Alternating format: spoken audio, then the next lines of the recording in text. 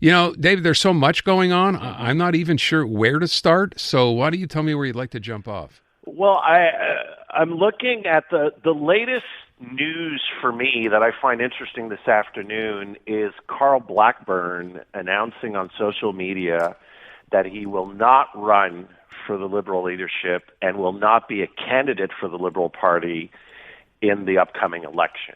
And that one is surprising because in the run-up to Pablo Rodriguez's resignation this week, the loudest critics publicly came from his so-called camp, and even himself did an interview in Radio Canada saying, I'm ready to serve if I'm called, and Pablo should think about his future, which basically telegraphed to everybody he's getting ready. Right. And so this actually sends a series of messages. One is that I think he realized that he had no path to the leadership because one thing that the Rodriguez debacle showed is that the Liberal Party of Quebec going into the next election cannot have even the beginning of the start of a conversation about maybe talking about corruption or having anything having to do with an ethics issue. And the problem with Carl Blackburn, and while there's nothing hanging over his head, he is associated with the Charest years. And that's not his fault, but it just is. And what I think is clear now, a lot of the Rodriguez people, because they're still there, and let's remember, they're a big chunk of the Liberal Party of Quebec right now, is that they didn't appreciate at all the lack of perceived loyalty in the few weeks that began, this whole turmoil, and the cracks that showed publicly very quickly, and the lack of, coming together as a party. So what I think right now is happening with Marc Tanguay this morning quickly accepting becoming interim leader, that basically sends a message that he will not run. And with Carl Blackburn saying this today, this basically is saying, look, the party needs a unified front as soon as possible, cannot afford a divisive race, even though it would have to be done very quickly. These races are costly, even if they're short. That doesn't mean the party couldn't do it. But what seems to be happening right now is the party saying we need a fresh face, we need a unified front, and that means Charles Milliard, even though he has not announced. Yeah. But his message on social media responding to Carl Blackburn's decision this afternoon clearly shows that he's talking as a very, very serious potential candidate. So let me ask the question, as you just ran it down. So no Carl Blackburn, Nope. although, as I said, he had been kicking the tires, right? Oh, We yeah. knew that. Big time. No Marc Tanguay because he's interim now, and so he Yeah. can't run even if he wanted to. Do we just anoint Charles Milliard here, or do you see someone within that party, or maybe not even within the party that we might know, who might have a shot here? Anybody else? Well, you would hear. I mean, you would hear if somebody outside the party were organizing. There would be staff. There would be noises, rumblings. You're not seeing that. The usual suspects are always called out, and nobody federally is crossing over. That's very clear. Everybody said it very quickly. Nobody is even sowing doubts about his or her potential jumping in. Marwa's not going. So, and again, I think even the different clans within the party right now understand that if these divisions continue, there is no way that the party can get to the election. And what's really sad about the whole Pablo thing is that, before this started, the Leger poll, the last Leger before this whole thing started, had the Liberals 5 points away from the PQ. This is the highest they've been since my time in the Couillard years when we were in government. This is a long time ago. And so the Liberals were in striking distance. And the other thing is that, I don't know if you noticed, but in a lot of his year-end interviews, François Legault is starting to road test, well, I'm the only safeguard against a referendum. That's the Liberals' lunch that François Legault is trying to eat to try to save, his almost dead party in government. But the thing is that right now, I think within the upper echelons, the establishment, the different clans, the establishment, there are a lot of conversations this week that have happened that are continuing. And I think the key here is to present a unified front, a fresh face that cannot be tied down by previous links to old wounds. And, it seems that that answer is Charles Milliard. Now, will somebody from the caucus want to step up? Again, I'm not hearing anything. I'm not seeing André Fortin or Monsef, Monsef Daraji trying to generate anything. That doesn't mean it won't happen.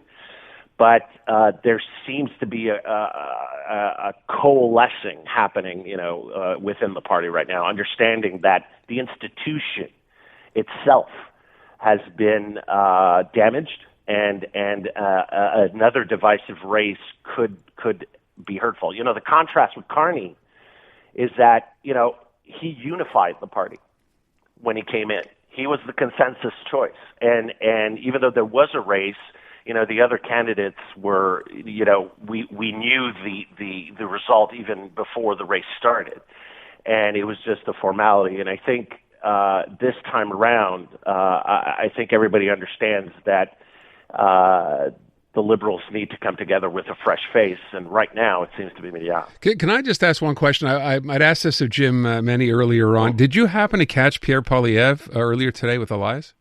No, I did not. I want to play this clip for you because I just want to get your take on this as well. So in the midst of the conversation, obviously the situation in Quebec, the Liberal came up, and this is what Pierre Poilievre said about it. So I'm asking Mark Carney and the Federal Liberal Party to tell Quebecers the full extent of their involvement in the schemes that led to Mr. Rodriguez's election as leader of the Liberal Party of Quebec. To which my question was, what?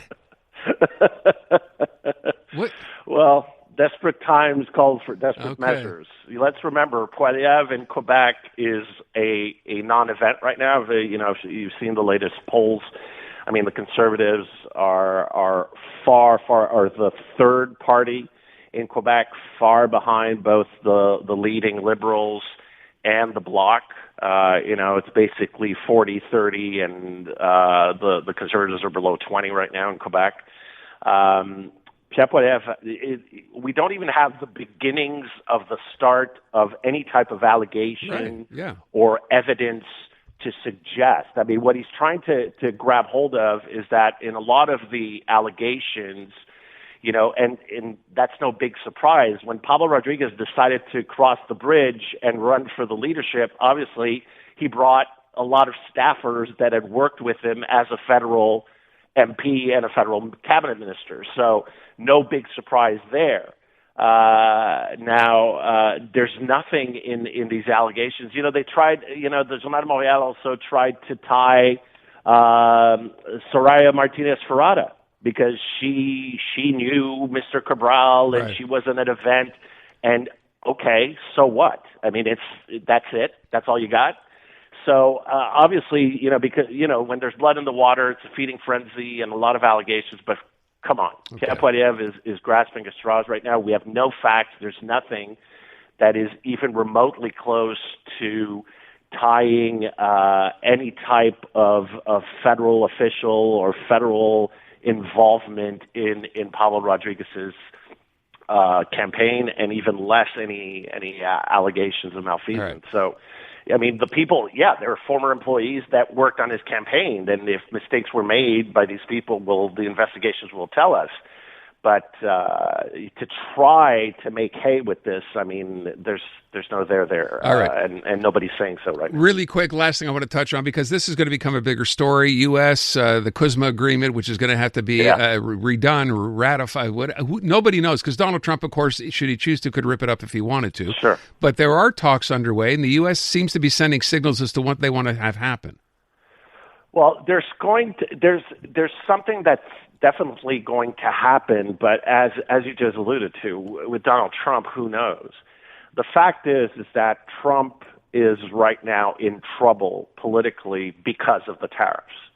And we're seeing that his address to the nation which was, just a whole lot of craziness this week, just shows it. And his poll numbers, and you're seeing the economic numbers as well. The tariffs are hurting the U.S. economy, and this will continue. So I think that's going to be the driving force here.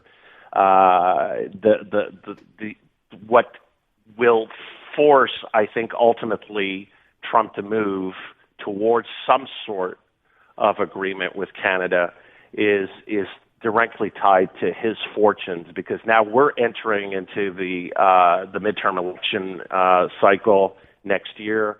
Right now, the Republicans are in deep trouble. There's a lot of cracks within Republican ranks that you would have seen like 6 months ago, but in Congress. And so I think that would be the driving factor that could open up the way to an agreement, nothing else. Yeah. By the way, for what it's worth, I don't know how important it is. I see that Elise Stefanik today has decided she is not going to run against Kathy Hochul for governor of New York. This was supposed to be the Trump play against Mamdani, wasn't it? So that's off the table now as well. Exactly. No, so because the numbers are clear.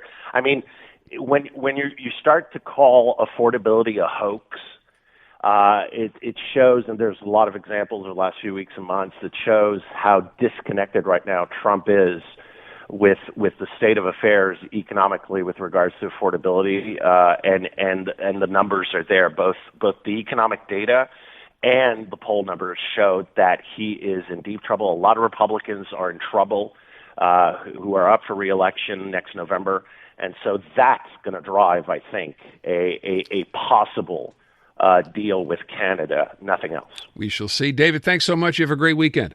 Canadian women are looking for more out of themselves, their businesses, their elected leaders, and the world around them. And that's why we're thrilled to introduce the Honest Talk podcast. I'm Jennifer Stewart. And I'm Catherine Clark. And in this podcast, we interview Canada's most inspiring women. Entrepreneurs, artists, athletes, politicians, and newsmakers, all at different stages of their journey. So if you're looking to connect, then we hope you'll join us. Listen to the Honest Talk podcast on iHeartRadio or wherever you listen to your podcasts.